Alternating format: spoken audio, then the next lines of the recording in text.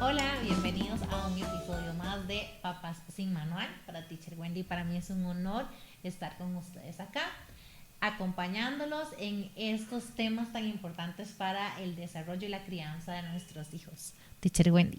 Un gusto estar por aquí nuevamente con Cindy y con doña Laura, que ya habíamos tenido la oportunidad de compartir con ella en una ocasión anterior, pero queríamos abarcar otros temas porque vimos que este tema de la criminología pues es muy interesante, es muy extenso y aunque parece mentira, es algo que tiene mucho que ver con el desarrollo y la crianza no solo de los hijos, sino como lo hablamos nosotras la vez pasada detrás de cámaras, hasta los profesionales, la importancia de poder conocer de estos temas que definitivamente son trascendentales en esta hermosa tarea de criar y educar niños. Y entonces pues agradecerle otra vez que esté por aquí.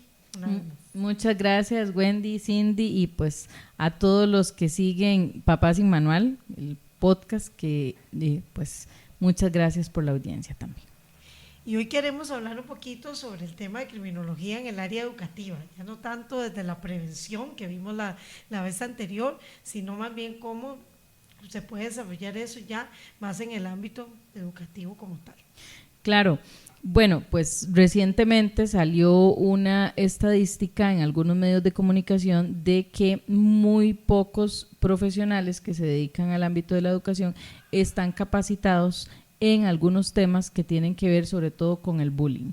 Que si nos vamos un poco a la historia, pues el bullying como concepto empieza a existir desde hace unos cuantos años para acá, 20, 30 años, pero el bullying como tal, lo que se conoce como, no como concepto, sino como comportamiento, pues ha trascendido décadas desde nuestros abuelitos y el mismo comportamiento existe. Entonces, cuando nos vamos al ámbito educativo, por supuesto, que nadie nace aprendido, pero sin duda alguna hay muy poca capacitación en cómo debería accionar y reaccionar un centro educativo como tal y los profesionales que lo componen ante cualquier tipo de conducta, un tipo de conducta violenta o un tipo de conducta retraída que no siempre va a detonar en lo mejor. O sea, hay muchos casos de niños que llegan cargados de sus casas a la escuela y se comportan de una manera. Ahí es donde se empieza a aplicar, sin duda alguna,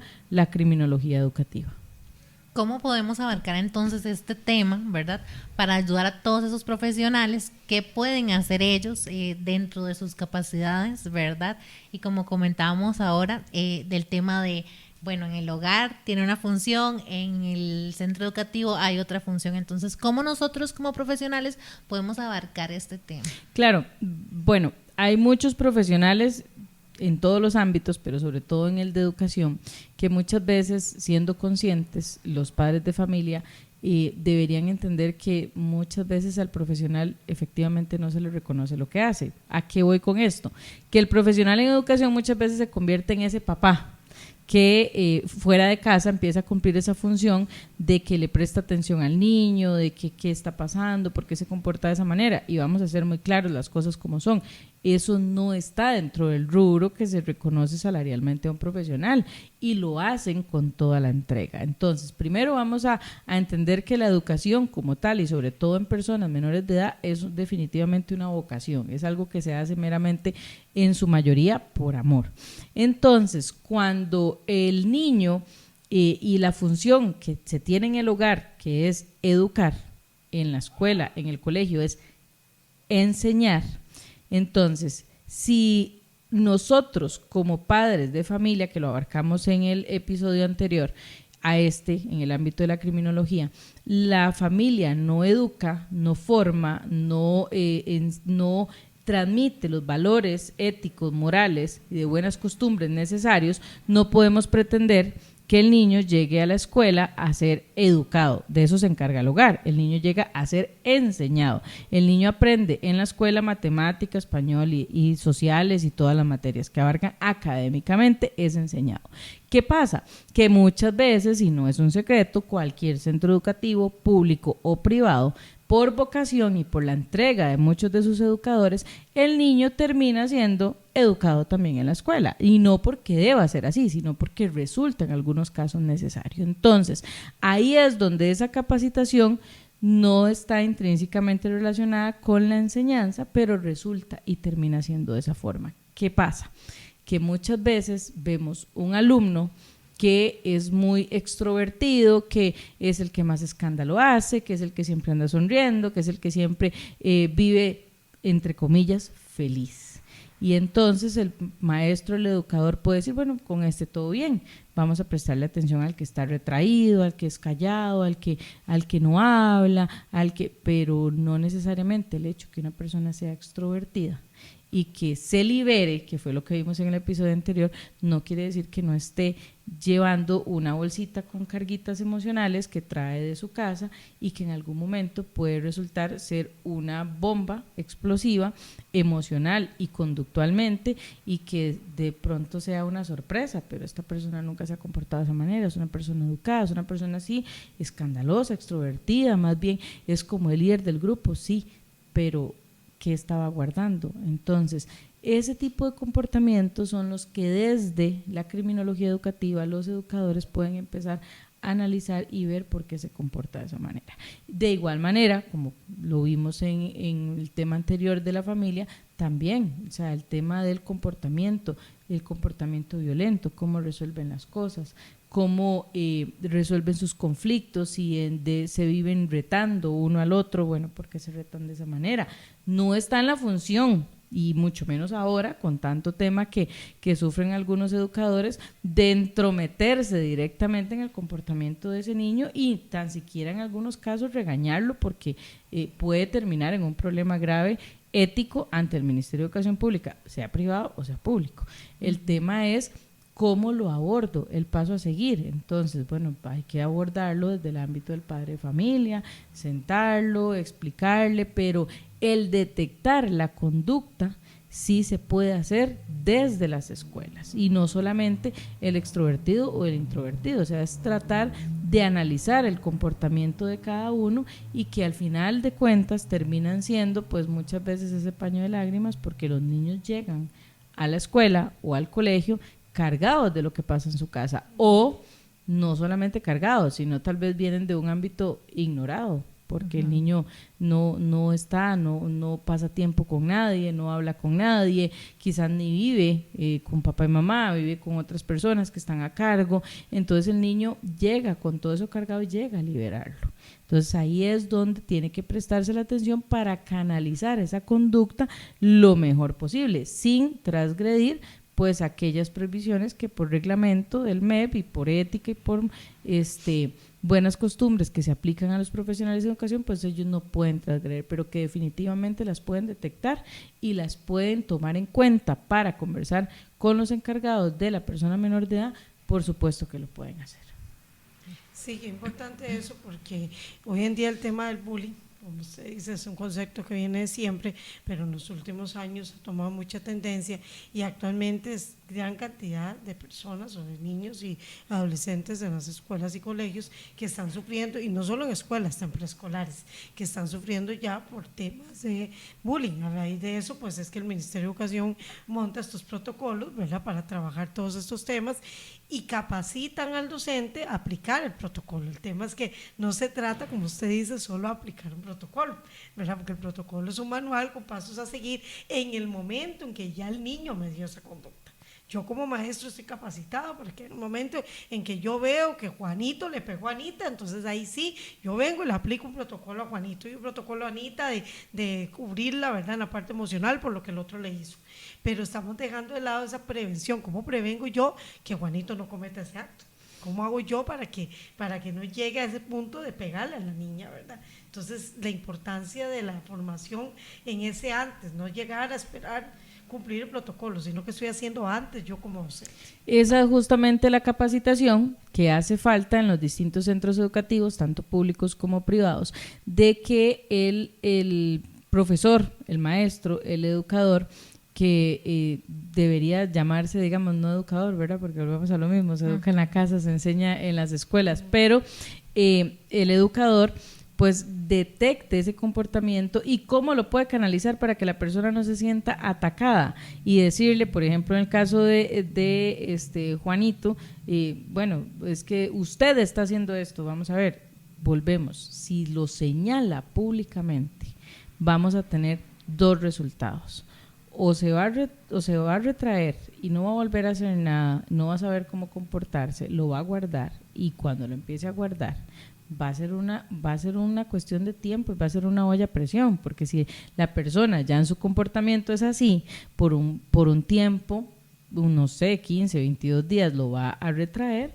pero en algún momento va a explotar, y va a explotar con más fuerza.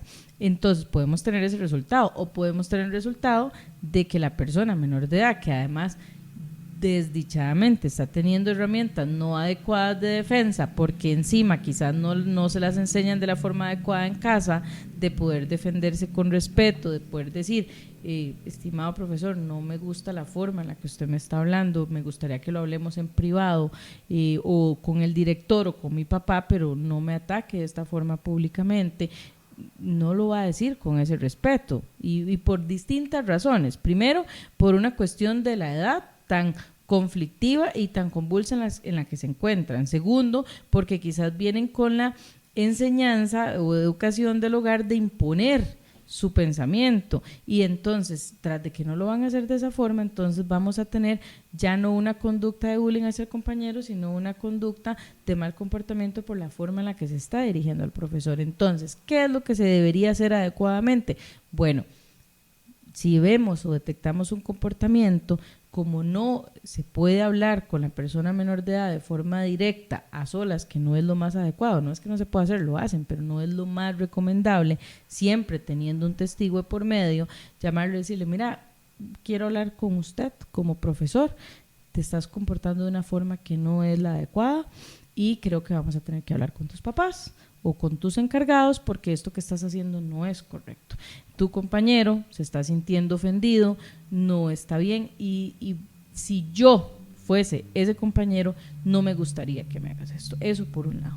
Por otro lado, es muy importante las charlas que hace algunos años se conocían como, o las que brindaban algunos orientadores que existían en algunos colegios públicos sobre todo, pero esas charlas preventivas donde no le hago a mi compañero lo que a mí no me gusta que me haga, no me comporto. Entonces, dos preguntas básicas que debería hacérsele a cualquier estudiante, y el estudiante debería hacérselas todos los días antes de llegar a la escuela: si no es correcto, no lo hago.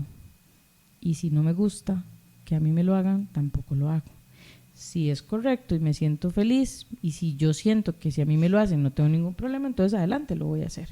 Entonces, reforzar eso dentro de las distintas materias que se establecen, ya sea un tipo de orientación, un tipo de cívica, educación cívica, que debería pasar de ser únicamente la educación de temas cívicos propiamente a un comportamiento civil. Vamos a ver de dónde viene la palabra cívica, o sea, el comportamiento civil entre las personas, cómo nos comportamos. Entonces es un espacio en el ámbito de la psicología, en cualquier otro colegio que todavía reciben materia de psicología, filosofía, esos espacios son los que se deberían aprovechar para analizar el comportamiento de las personas, para que ellos expresen cómo se sienten, qué me gustaría, cómo me gustaría que me traten o cómo lo estamos tratando. Y si detectamos en ese espacio algo que no es correcto, porque lo dijimos en el episodio anterior, no es que sea bueno o sea malo, no, que no es correcto, que no es adecuado, que está transgrediendo o infringiendo los derechos de las otras personas o sus emociones o su parte psicológica, entonces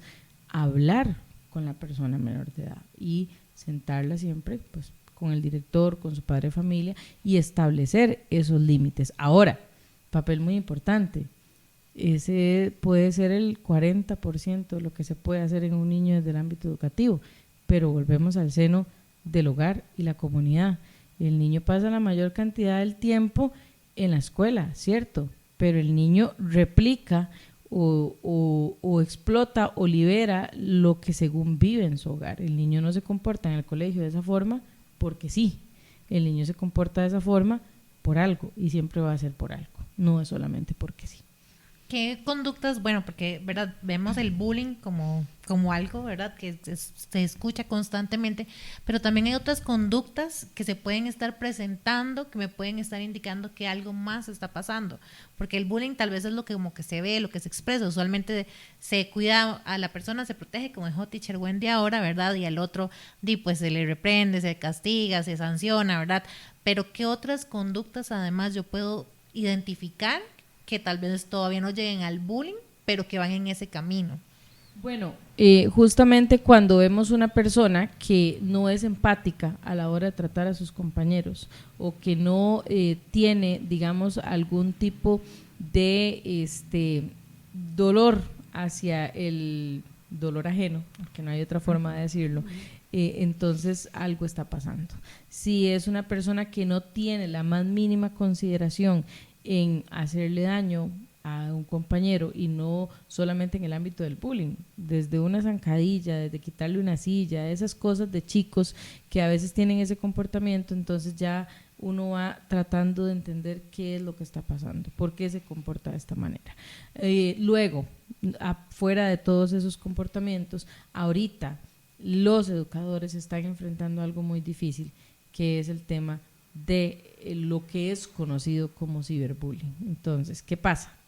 Se acosan en las redes sociales los chicos, el profesor no está ni enterado, los padres no están ni enterados, y al día siguiente se agarran a golpes en la escuela y nadie entiende el por qué, y fue un detonante que usted nunca lo vio venir, que no se veía en el aula, y entonces ¿de dónde salió esto? Bueno, muchas veces vemos ese tipo de conductas y lo vemos en las noticias, y pleito colegial, y entonces el profesor no sabe si meterse o no meterse, porque encima si se mete y toca a una persona menor de edad, es todavía más grave por un tema, como decía Wendy, de protocolo. Entonces nos enseñan cómo accionar ahí, pero no sabemos de dónde viene el detonante. Entonces, cuando estamos en una era digital, donde no es solamente el comportamiento del niño en el aula, es muy complicado tratar de llegar a la raíz de dónde viene el conflicto. Por eso es el tema preventivo, porque como no sabemos de dónde viene, mejor, como decían los abuelitos, cortamos por lo sano. Entonces es necesaria la aplicación de un tipo de educación de comportamiento civil entre personas. ¿Para qué? Para evitar este tipo de situaciones. Entonces es necesario volver definitivamente a esas charlas de no hago acoso en línea, no aplico el ciberbullying, no es posible que se trate a una persona o que yo tenga una cara en redes sociales y en el colegio tengo otra, que pasa mucho. Entonces, si no se concientiza a la persona menor de edad, que doña Laura, pero eso no lo puede hacer la escuela, eso no lo puede hacer el educador. Bueno, como profesional totalmente de acuerdo, debería hacerse en casa.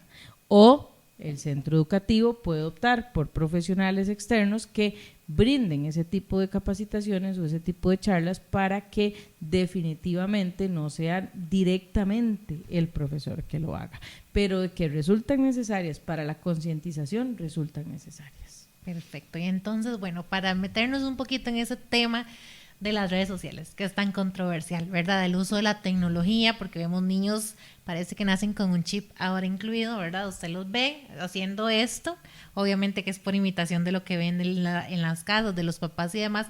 Desde muy pequeñitos están metidos en la tecnología, y a veces los papás estamos muy ocupados y no sabemos qué están haciendo, ¿verdad? Qué están viendo, qué están consumiendo. ¿Cómo podemos ir trabajando un poco el tema de, para empezar, con los más pequeñitos, lo que están consumiendo en YouTube, en jueguitos que descargan, etcétera, hasta los más grandes con el tema de las redes sociales? Bueno, la exposición a pantallas no debería existir en personas menores de 6 años. Ya después de los 6 años puede ir paulatinamente teniendo una exposición a pantallas. Entonces, si definitivamente no aplicamos esa regla y empezamos, que ya pasa, y le entregamos un celular a un niño de 2 años, el niño ya nace, como usted bien lo dice, Cindy, con la forma de hacer scroll, que es la función que hacemos con el dedo hacia arriba. Y el niño nace ya con eso. ¿Por qué? Justamente por lo mismo que comentábamos en el programa anterior. 70% lo que veo en papá y mamá, y 30% lo que papá me dice, no hagas eso, pero yo te veo todo el día, papá, haciendo eso cuando estás a la par mía, entonces no tengo la autoridad moral para. Bueno, si yo expongo al niño desde los 2 años a una pantalla psicológica, neurológica y preventivamente del ámbito de la criminología, vamos a tener situaciones muy complicadas de comportamiento. Desde el momento en el que yo le quite esa pantalla y la forma en la que se comporte, ya vamos a tener una explosión. Entonces ahí tenemos que empezar a canalizarla. Eso en rangos de edad menores de los 5 años. Cuando ya el niño tiene 6 años o más y ya se empieza paulatinamente a tener acceso a pantallas, porque eventualmente, esperemos que no sea así, llega otra pandemia, las personas o los niños van a tener que recibir clases virtuales, van a estar expuestos a una pantalla. Ok, ¿para qué sirve la tecnología? Bueno, se le explica al niño, ¿para qué sirve la tecnología? Bueno, la tecnología sirve para cosas buenas y no tan buenas. Y, no, doña Laura, no, para cosas correctas y para cosas no tan correctas, porque volvemos, ¿qué es bueno en la tecnología? No, todo puede ser muy bueno, lo que para mí sí, para otro no. Entonces, para cosas correctas y para cosas no tan correctas y para cosas definitivamente incorrectas. La persona menor de 13 años no debería tener acceso a redes sociales. Entonces, la persona, y lo dicen los términos y condiciones de las redes sociales, que muy pocas personas se toman el tiempo para leerlos porque son muy largos. Entonces hacemos scroll y le damos acepto y no nos damos cuenta de que estamos aceptando. Entonces, los papás que pretenden exponer a sus hijos a la tecnología deberían tomarse el tiempo de leer esos términos y condiciones y ver si la red social que mi hijo me está pidiendo aplica para la edad que tiene. Y si no aplica, yo, papá, le tengo que explicar que los términos y condiciones de la red social no permiten que la tenga. Y el niño me va a decir, pero mi compañero la tiene. Sí. Y las leyes y los reglamentos de cualquier país se hicieron para cumplirlos, no para romperlos. Entonces aquí dice que no, y el creador de esta red social no la recomienda para chicos menores de tu edad o de tu edad, no la vamos a usar. ¿Qué le estamos enseñando al niño? 2 cosas. 1, a respetar las normas. Las va a respetar, las que sean, desde no sentarse en el asiento de un autobús cuando el asiento es preferencial, desde no puedo tener redes sociales porque el creador de la red social dijo que yo no podía por la edad que tengo. Ese niño va a crecer respetando las normas, solo o acompañado. Es concientizarlo. Pero bueno, si definitivamente cedo a darle la red social, no puedo dejarlo a la libre. Si no pretendo, como papá, que creo que no es la pretensión de ningún papá, que ese niño termine involucrado en algún tema que tenga que ver con tecnología meramente o temas cibernéticos, llámese ciberbullying, llámese inteligencia artificial, llámese fraude o lo menos grave emocional y psicológicamente, que son las compras excesivas de juegos y entonces llega el cargo a la tarjeta del papá. Doña Laura, pero eso es lo más grave porque es una afectación económica. La plata se recupera, las emociones y la parte psicológica del niño y el comportamiento, revertirlo puede salir más caro que las compras millonarias en juegos o en videojuegos que un niño haga por tener acceso libre a ese tipo de tecnología. Entonces, si lo vamos a hacer, tenemos que ser responsables. Hay una gran diferencia entre libertad y libertinaje. La libertad es lo que todos tenemos. El libertinaje es cómo me comporto yo con lo que tengo. ¿Qué pasa con algunos papás? Que desdichadamente le entregan la pantalla al niño y al no ser responsables de su comportamiento como papás, entonces no están formando ni criando con libertad, sino con libertinaje. Porque el primer irresponsable al entregarle la tecnología a manos abiertas a un adolescente, estoy siendo yo como adulto. Entonces, desde ahí ya no estoy formando a mi hijo con libertad. No, mi hijo tiene muchas libertades. No, su hijo tiene libertinaje, que es muy distinto. Entonces, somos responsables de lo que vaya a suceder en el momento que yo le ponga la pantalla en la mano. Definitivamente. Si ese niño se convierte en un ciberacosador o en un ciberbulleador, que se debería conocer en ese concepto, esa persona que le hace bullying en redes sociales a otra, no es responsabilidad de la persona menor de edad, es responsabilidad del padre de familia. Bueno, estoy dispuesto a asumir el tiempo como papá para explicarle cómo funcionan las redes sociales. Sí, doña Laura, sí estoy dispuesto. Ok, adelante. Entonces siéntese, explíquele y revísele las redes sociales todos los días. Encima, que vamos a establecer un límite. El celular lo compra el papá o la mamá. El celular no es del niño, el celular es del papá. Y cuando ya usted le entrega un celular a un adolescente, que es lo que se escucha, es que este es mi teléfono, no es su teléfono. Es mi teléfono, yo lo pagué, yo lo compré. Yo se lo facilito a usted para que usted se comunique conmigo, porque en una era digital necesita comunicarse con la familia. El teléfono no debería dormir en el cuarto de los adolescentes, ni de los niños, mucho menos. El teléfono debería dormir afuera. Y en un tema neurológico, la persona debería apagar el teléfono 1 hora antes, mínima, de acostarse a dormir, para que vaya bajando las revoluciones, el cortisol y todo lo que tiene que ver con su cerebro activo, para que la persona vaya entrando en un descanso. Entonces, son pautas a seguir. El celular no se usa en la mesa para comer. Pero a veces estamos comiendo en familia y estamos todos con el celular y estamos y no estamos. Lo dijimos en el episodio anterior, que iba a quedar para otro episodio. Una cosa es ser papá y otra cosa es ser papá presente. Entonces, soy papá, pero estoy con el celular comiendo. No estás comiendo, no estás en casa. No, o sea, tu cuerpo está, pero no estás presente. Claro. Entonces, eso debería ser una pauta. El celular en la mesa no, vamos a comer todos en familia. Me suena el teléfono porque soy un papá que trabaja, soy una mamá que trabaja.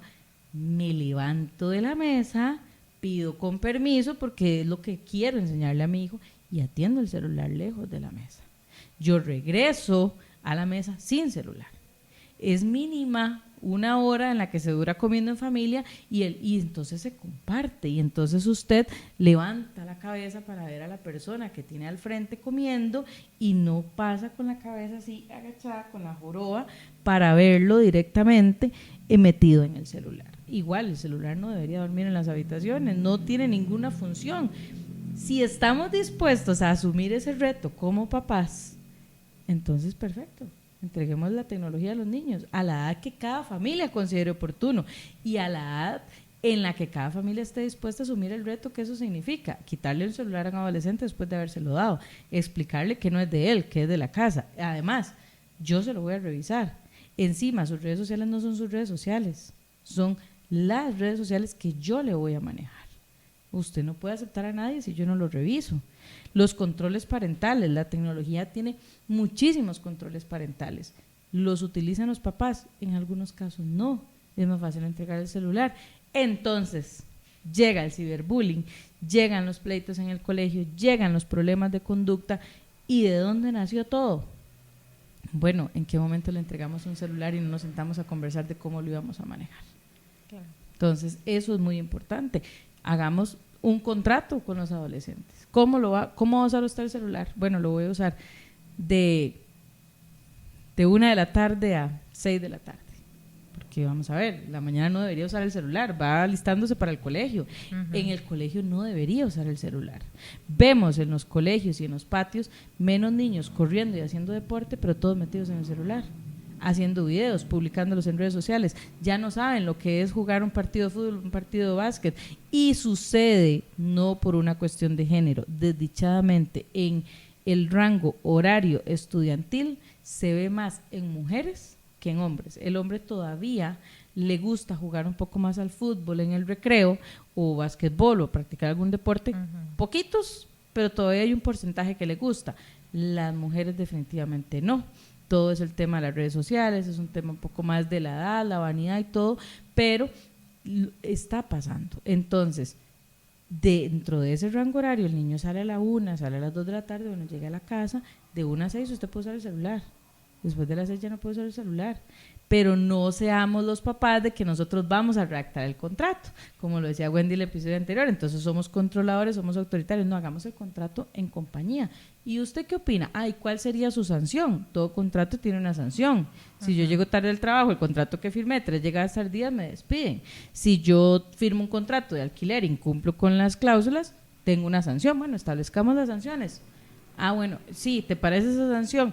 No, mamá, esa sanción no. Bueno, entonces, ¿cuál propones? Porque tienes que tener una sanción. Ah, bueno, esta. ¿Qué se busca con esto? ¿Ser permisivos? No. Es más fácil para el adolescente cumplir lo que se le propone y lo que él interioriza que lo que se le impone. No es ser impositivo, es ser propositivo. Proponemos, interiorizamos, cumplimos. Por autoritarismo lo van a cumplir porque no le queda de otra. Ese niño cuando tenga 18 años va a querer salir corriendo a la casa y va a ser indomable. No estamos buscando eso. Desde la criminología educativa, desde la criminología preventiva, desde la criminología en seguridad comunitaria, lo que queremos es futuros adultos de bien, que interioricen qué me pasa a mí si hago esto, qué me va a pasar a mí si incumplo esta ley, la conozco o no la conozco. Volviendo al ámbito educativo, deberían en algunos ámbitos, inclusive en educación cívica, contar un poquito qué pasan los jóvenes que viven en estos momentos en la cárcel de menores, en el Surquí, cómo viven, qué experiencia tienen y contarla simplemente como educación cívica. Hay menores de edad de 13, 14 años en máxima seguridad de la cárcel de menores en el Surquí. ¿Y por qué están ahí? Bueno, por distintos delitos. Entonces, cuando el niño empieza a interiorizar sus consecuencias, entonces va a entenderlas. Pero si yo le entrego un celular y le digo, usted no lo toca después de las 8 y punto, porque yo lo digo, no lo está interiorizando, no le interesa cumplirlo. Entonces, ser más propositivos y definitivamente escuchar también. Bueno, ¿por qué lo quiero utilizar? Eso en redes sociales como tal, digamos Facebook, Instagram, TikTok, que si revisamos las condiciones y los términos, TikTok no está ni siquiera permitido para menores de 15 años y lo tienen niños pequeños desde ya. Y pero resulta que viene el padre que muy probablemente es influencer, que no está mal, y queremos que el niño sea influencer. Sí, pero ¿hasta dónde lo vamos a exponer? Y ahí viene otro ámbito más todavía amplio, las entradas a clases. Divinas las entradas a clases, son bellísimas, pero todos los hackers, los ciberacosadores, los secuestradores hacen fiesta. Los que se dedican desdichadamente al tema pornografía infantil hacen fiesta con las 1001 fotos que los mismos padres suben en la entrada a clases y la suben con el escudo de la escuela. Y entonces después no pretendemos que el niño no le pase algo, pero entonces si vamos a subir las fotos, hay opciones para ver quién no puede ver esas fotos, y aquí empieza el comportamiento no solo de los niños en redes sociales, de los adultos. Todos los adultos deberíamos ser conscientes de tener en redes sociales, y este es un tema muchísimo más amplio, la persona que conocemos cara a cara. Claro. No, pero vivimos en Costa Rica y tenemos amigos de Arizona y no sabemos quién vive en Arizona, y no conozco a nadie que viva en Arizona, pero yo tengo amigos que viven en Arizona. No, o sea, entonces, ¿qué hace un amigo de Arizona viendo fotos de mis hijos cuando entran en Costa Rica a la escuela? No, o sea, deberíamos tener en las redes sociales la persona con la que yo ya la conocí, con la persona que trabajé, con la persona que estuve por lo menos más de un mes en un contacto, en una clase, en una escuela, en algo, y entonces esa persona sí puede, esa persona sí merece ser mi amigo en redes sociales y merece tener acceso a mi vida, a la que yo voy a publicar. Y aún así, tapar el logo de la escuela en la que el niño estudia no es información que deberían conocer las personas en redes sociales. Y si usted la va a publicar y usted quiere que su familia la vea, pues entonces la manda a un grupo de WhatsApp, del cual también hay que tener cuidado, porque entonces no sabemos a dónde va a llegar esa fotografía. Entonces, las redes sociales son muy amplias. Eso en cuanto a las redes sociales de publicación y demás. Las redes sociales de comunicación como WhatsApp, Telegram, Signal y otros tipos de chats que existen, el adolescente no son del adolescente, son del papá, son de la mamá, y entonces le revisamos el WhatsApp y usted no puede, usted no tiene derecho, es mi teléfono. No, es que no es su teléfono, es el teléfono de la casa, es el teléfono que a usted se le facilitó, por poner algunos ejemplos. Entonces, desde los papás, ¿verdad? O sea, como ha dicho todo este rato, lo que entra por los ojos es súper importante, porque si nosotros como papás pues aceptamos un montón de personas y demás, ¿cómo entonces, con qué autoridad moral, verdad,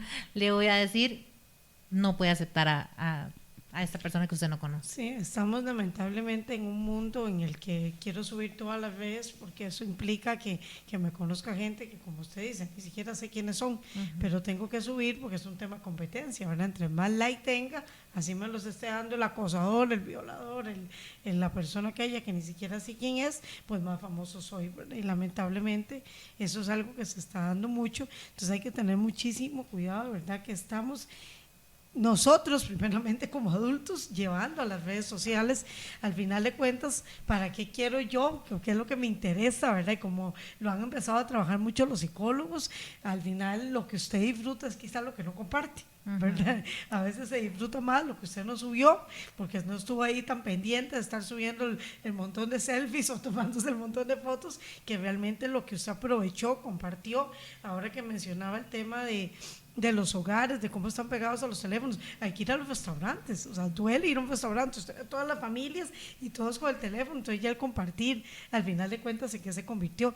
Y estamos llevando a estas nuevas generaciones desde muy pequeños a esa realidad, ¿verdad? Y lamentablemente les estamos haciendo daño y los estamos exponiendo a un mundo para el que ellos no deberían todavía, a esas edades, enfrentarse. Sí, en las redes sociales van a encontrar de todo y para todos, y vamos a ver, no podemos pretender que el niño no incurra en un mundo en el que yo no le estoy enseñando cómo utilizarlo.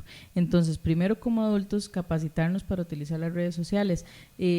¿Por qué la necesidad de tener tantos likes? Por una necesidad de aprobación. Entonces aquí volvemos a la criminología preventiva y a la crianza. ¿Qué necesidad de aprobación tengo yo? ¿Qué me faltó?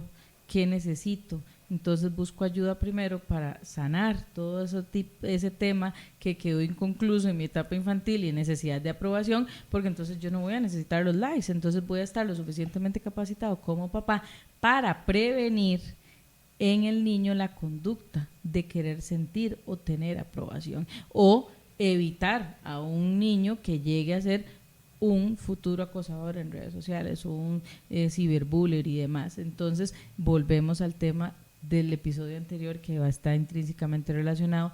La criminología preventiva es la base para detectar muchísimos comportamientos y evitar futuros adultos agresores o víctimas, porque también depende de la forma en la que se críe, vamos a tener ambos, o un agresor o una persona víctima que pretenda siempre estar callada. Entonces todo está intrínsecamente relacionado en la forma en la que se va formando y en la que se va creando, y de ahí sale de la familia la comunidad. Y es otro tema muchísimo más amplio en el ámbito criminológico. Bueno, doña Laura, yo creo que de verdad hay muchísimo que aprender, no solo para nosotros como papás, para nosotros como profesionales, en tantos temas, ¿verdad? Que de verdad queremos agradecerle que haya compartido estos 2 episodios con nosotras. Estamos muy contentas por el apoyo que hemos tenido de los papás y estamos seguros de que estos 2 episodios van a ser muy exitosos, porque son cosas que nos pasan en el día a día y que no podemos eliminar. La tecnología llegó a nuestras vidas y tenemos que aprender a saber manejarlas, porque tiene muchas cosas buenas. Gracias a la tecnología estamos llegando a muchos hogares que tal vez necesitan escuchar esto, que esperamos poder ayudarles. Entonces, bueno, hay que saber utilizarlas, y también nosotros como adultos, no solamente para los chicos que están en desarrollo. Así es. Pues sí, muchísimas gracias, de verdad. Recuérdenos nuevamente sus redes sociales, sus contactos, para si hay alguna persona que le interesa conocer más del tema, ¿verdad? Comunicarse con usted. Bueno, nuevamente las gracias a ustedes y a todos los que nos vieron. En mi caso sería Laura González, criminóloga CPIS. Así salimos en Facebook, en Instagram y en TikTok. Y el número de celular sería el 8862-8023. Bueno, muchísimas gracias. Sigan ahí compartiéndonos en las redes, comunicándose con nosotros, y gracias por nuevamente apoyarnos, estar aquí y escucharnos en un episodio más de Papás y Mamá.